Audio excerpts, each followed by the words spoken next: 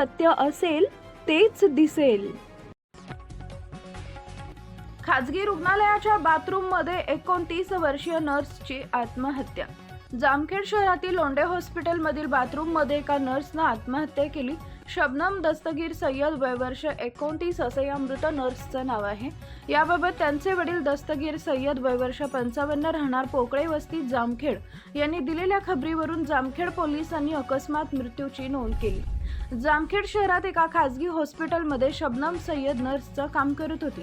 हॉस्पिटलच्या बाथरूममध्ये आत्महत्या केल्याची ही घटना घडली आहे. बाथरूममध्ये इंजेक्शनची सुई सापडली आहे. आत्महत्येचं कारण अद्यापही समजू शकलेलं नाही.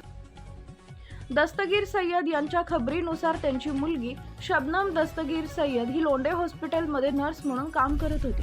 गुरुवार दिनांक 23 रोजी सकाळी 10 वाजता ती नेहमीप्रमाणे कामावर गेली.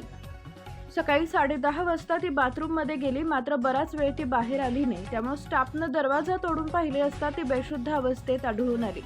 तिला ग्रामीण रुग्णालयात दाखल करण्यात आले. नगरसेवक राजू गोरे यांनी फोनवर सय्यद यांना कळवले. दुपारी 2:30 वाजता डॉक्टरांनी शबनम हिचा मृत्यू झाल्याचे जाहीर केले.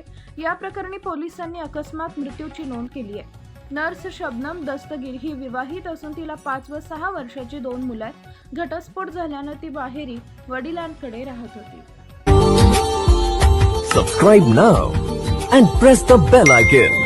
Never miss an update.